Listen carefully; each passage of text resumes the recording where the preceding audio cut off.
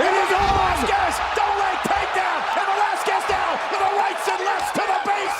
Lesnar just covering. Like the video, subscribe to the channel, and turn on those notifications. And once you're done, leave a comment down below and I just might end up responding. New year, new decade, same old bullshit going on in WWE. It's Royal Rumble season, and yet the largest wrestling company in the world still feels like the land of the bland. AEW and NXT are tearing down Wednesdays. New Japan just had their WrestleMania of the year, and it was fantastic. Marty Scurll just signed Ring of Honor's biggest ever contract. Impact's catching some heat from Tessa Blanchard's supposed backstage victory, but knowing Vince, he would still take bad press over no press, and no one is talking about WWE right now. So let's stir up the pot of World Wrestling Entertainment. I'm D Wicked from Watch WWE, and here's 10 shocking rumors that have come out so far about WWE's 2020. Number 10, Ronda Rousey's return. A lot has been said about RR since the last time we saw her inside of a wrestling ring.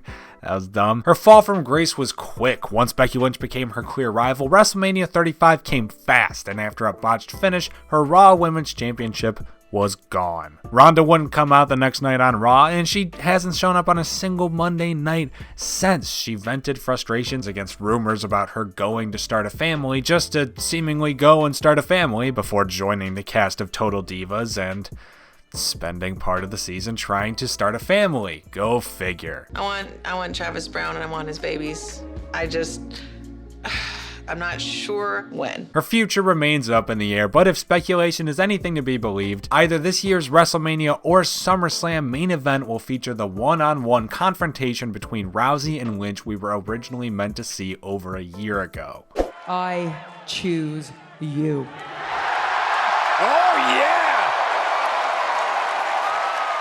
Number 9, CM Punk's future. If a mountain has been said about Ronda's return to the ring, it'd look like half a molehill in comparison to all the talk about CM Punk and just what day he'll be stepping back into the wrestling ring. Well, blame the wrestling weathermen who predicted the bad news raining down upon you, because the day CM Punk gets back in the ring is the day Vince McMahon hands off all his power to Enzo Amore. Now, that being said, some fans have speculated Punk's intentionally doing all he can to push the envelope to the point of no return and find himself out of a job at Fox. Whether it be his on-screen truth sessions or his on-Twitter Jesus Christ Punk.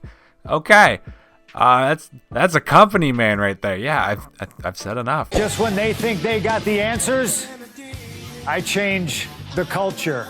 I'll see you here next week. Number 8, Io and Kairi on their way out. Now that Japan's two biggest promotions are under the same parent company, they've decided it's time to start looking for some more acquisitions. And what better picks than Io Shirai and Kairi Sane? Since moving to the States for NXT, Io has made it clear that she heavily prefers life in her native Japan. And I'm sure Kairi understands her value enough to know she could be a lot more than a tag team champ with Asuka in Stardom. Given Io doesn't like living in America and gets to watch her close friend being pretty mishandled, she's even likelier, but honestly both of these Japanese superstars could find their way out of WWE within the next 365. How about we give props to the tremendous new team of Kairi Sane and Asuka. I didn't see Asuka do anything to pick up that victory just now. Number 7, Goldberg versus Matt Riddle. Word has it, WWE wants to make Matt Riddle a monster on the main roster. It makes sense. After all of this Goldberg trash talking, the idea was to legitimately plant the seeds for a feud during the SummerSlam behind the scenes, which happened as WWE cameras caught their first interactions with one another. Vince loves dudes who will stick up for themselves and just be real and be And besides that, Riddle is also incredibly talented. He's MMA trained and charismatic as hell, easily becoming one of NXT's most popular players. Bring the feud full 365 and put them against each other at SummerSlam 2020, and you've got the rumor I'm most excited for. And I'm like, all right, bro, like, take it easy, whatever. And then he's like, yeah, we'll see. I'll see you later. Number 6, no NXT Callups. Yeah, I know what I just said. Barring the potential Matt Riddle for SummerSlam hype train, it seems like Paul Heyman has helped skew Vince away from the need to bring up a herd of NXT superstars every few months without any real direction, reason, anything. The main roster is still overflowing with who they added in 2018, let alone last year, hence the idea to build up the superstars already on the roster, thank you Paul Heyman, as well as build up NXT as more of a brand and just keep the wrestlers there. Ciampa and Gargano have already made it clear that they're wrestling for NXT or nothing when it comes to the WWE, but besides the inevitable Keith Lee, it seems they've finally had their fill of NXT wrestlers. Whoa! Keith Lee! Powerbomb! Into the cover! Number 5, Brock Lesnar's retirement.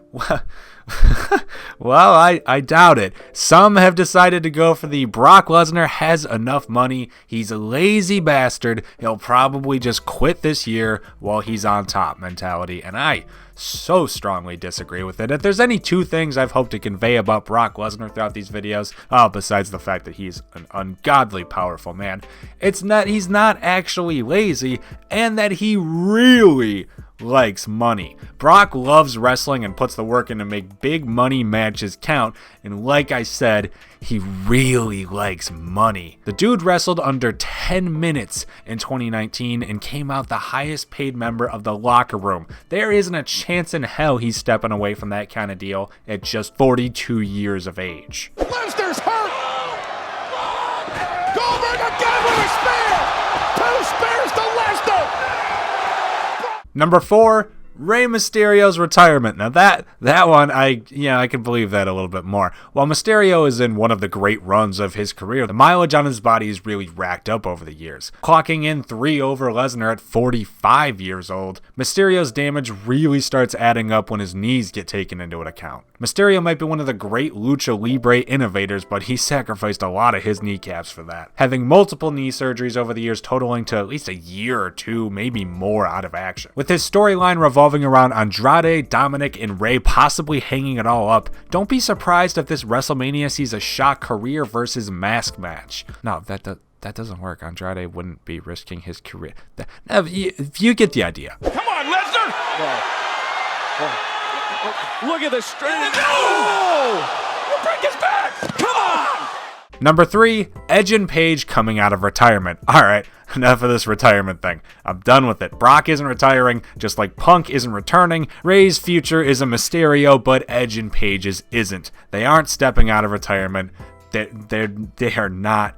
They're injured. Their necks are broken. What's wrong with you people? Unless, of course, they just, step out of retirement. Beware the Royal Rumble.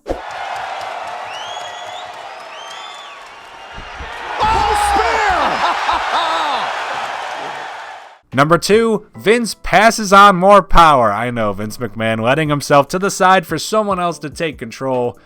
Laughable. A joke. Honestly, a joke I've already made earlier in this very video, and most of our others. The idea of him truly stepping back and letting someone else take creative control seems baffling, but I think it's coming. It's already started, at least a little bit more than Vince would normally allow, I think. Heyman's influence is very apparent on Raw, and Triple H clearly had a lot of input around Survivor Series, and likely will again for Royal Rumble, given it's focused on NXT entrants. Heading into February, the XFL officially returns. Another Vince project he is in complete control of at the ripe age of 74 years old.